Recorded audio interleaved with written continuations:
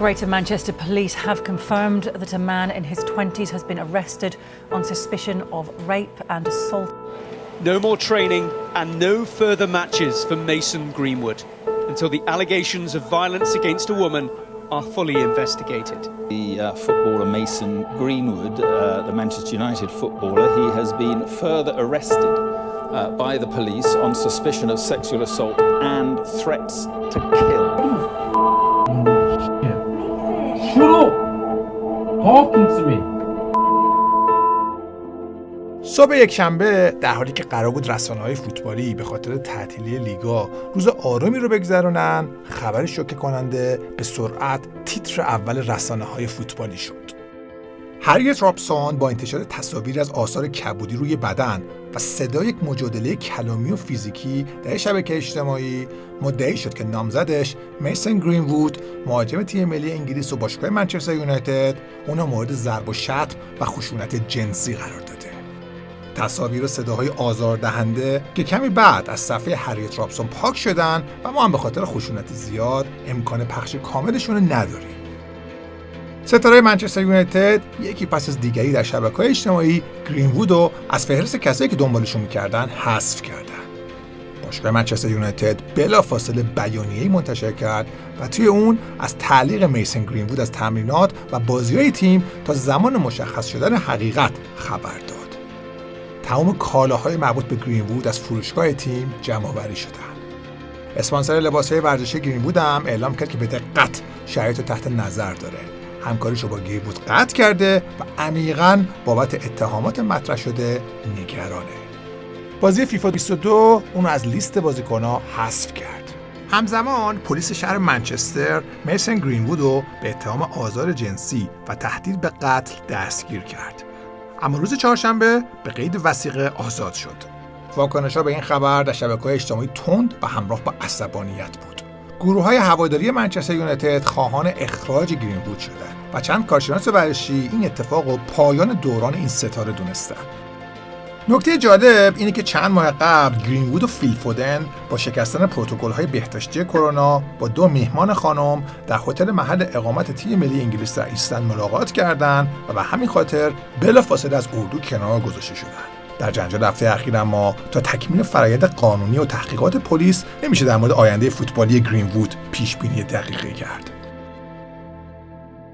خشونت خونگی و نقض حقوق زن‌ها قبلا هم بین ستاره‌های دنیای فوتبال دیده شده.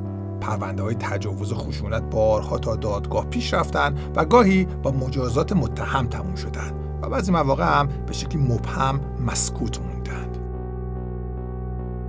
ستاره‌های عموماً کم سن سالی که دائما بهشون القا میشه به واسطه شهرتشون قادر به انجام هر کاری هستن. افرادی که در صفحه تلویزیون مقابل نگاه میلیون‌ها چشم می‌درخشن، حساب‌های بانکی پرپول و وکلای قدرتمندی دارن. اما انگار فرصت کافی حضور در اجتماع و یادگیری بخش‌های مختلف روابط انسانی رو نداشتن و تو زندگی شخصشون به خشونت و رفتارهای کاملا مردود رو میارن. رفتارهایی که بیرون از زمین فوتبال میتونه به راحتی هر کسی رو راهی زندان یا بیمارستان روانی کنه. میسن گرین‌وود جوون البته اولین ستاره‌ای نیست که با چنین اتهامی روبرو میشه. اتهاماتی که البته گاهی اثبات میشن و گاهی هم رنگ و بوی اخاذی دارن و هیچ وقت ثابت نمیشن. آورام گرانت سرمربی سابق چلسی هم اخیراً توسط چندین زن متهم شده که اونا رو تحت فشار قرار داده که در ازای کمک بهشون در پیشرفت در کارشون با او رابطه برقرار کنن. 3 فوتبالیست سابق فوتبال اسپانیا در سال 2017 به اتهام تجاوز به یک دختر زیر سن قانونی به 38 سال زندان محکوم شدند. هفته گذشته باشگاه رایو وایکانو در اقدامی عجیب برای هدایت تیم بانوان خودش کارلوس سانتیاگو رو به خدمت گرفت. کسی که مدت قبل در یک فایل صوتی با اشاره به اتفاق سال 2017 در فوتبال اسپانیا به شکل هولناکی از کادر فنی تیم سابقش خواسته بود شرایط تجاوز گروهی کل تیم به دختر رو فراهم کنه. چند ماه قبل هم یه زن 25 ساله در ایسلند مدعی شده بود که در سال 2017 یه بازیکن ملی پوش این کشور او رو مورد تعرض جنسی قرار داده. ماجرایی که اتحادیه فوتبال ایسلند مدت‌ها روی اون سرپوش گذاشته بود، اما پس از انتشار رسوایی موجب استعفای تمام اعضای اون شد. کریستیانو رونالدو یه بار در سال 2005 به اتهام تجاوز به 2 زن مورد بازجویی قرار گرفت. پرونده‌ای که به خاطر کامل نبودن شواهد بسته شد. اما 12 سال بعد کاترین مایورگا ادعا کرد که کریستیانو در سال 2009 و در یک هتل به او تجاوز کرده و بعد با پرداخت $375,000 حق السکوت در یک توافق محرمانه و غیر قابل انتشار از او خواسته که در مورد این ماجرا شکایت نکنه. شکایت مایورگا در سال 2017 راه به جایی نبرد و به حکم قاضی پرونده به دلیل کامل نبودن مستندات بسته شد. 4 سال بعد و همزمان با بازگشت رونالدو به منچستر یونایتد، کاترین مایورگا درخواست کرد تا پرونده شکایتش دوباره باز و بهش رسیدگی بشه. Fake news. You wanna promote by my name. It's normal. Yeah, but it's part of the job. I'm happy man. در آسمون هم هواپیمایی با شعار حرف کاترین مایورگا رو باور کنید بالای استادیوم و قبل از اولین حضور کریس در اولترافورد پرواز کرد. در سال 2019 نیمار برزیلی متهم به تجاوز به نجیلا ترینداده در هتلی در پاریس شد. نجیلا بعد از انتشار ویدئوی درگیریش با نیمار در اتاق هتل در دادگاه حضور پیدا کرد و رسما شکایتش رو ثبت کرد. نیمار در دفاع از خودش در این مکالمه تصویری طولانی با هوادارش به شکل زنده صحبت کرد و ریز مکالماتش با نجیلا رو به اونا نشون داد. نیمار همینطور مجبور شد قبل از شروع مسابقات کوپا آمریکا در جلسات بازرسی پلیس برزیل حاضر بشه. اما بعد از بررسی‌های طولانی، پلیس از دادستان خواست تا پرونده رو به خاطر عدم وجود مدارک کافی مختومه اعلام کنه.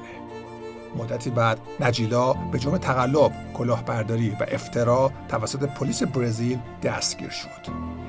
رایان گیگز 2 سال قبل به اعمال خشونت علیه نامزد سابقش و خواهر او متهم شد و بعد از بازداشت و حضور در دادگاه کلیه اتهامات را رد کرد و به خاطر بازموندن پرونده از حضور روی نیمکت تیم ملی ولز در یورو هم محروم شد.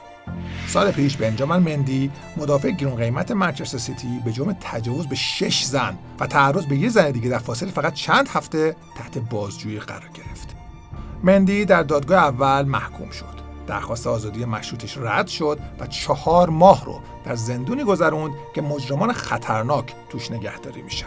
بنجامین هفته پیش به شکل موقت با شرایط سختگیرانه آزاد شد. Mendy will have to stay at his home address, for example. He can't have any contact with the complainants in the case, and he'll have to surrender his passport by midnight. And then there's a lot of other conditions attached that we weren't privy to here in court today. نمونه‌های فراوانی از این اتهام‌های ثابت شده و رد شده در تاریخ فوتبال وجود داره. تجربه تجاوز یکی از مخرب‌ترین، ترسناک‌ترین و آزاردهنده‌ترین اتفاقاتیه که یک انسان میتونه باهاش روبرو بشه. تجربه‌ای که در قربانی احساس حقارت، خودسرزنشگری و استرس پس از حادثه رو ایجاد میکنه.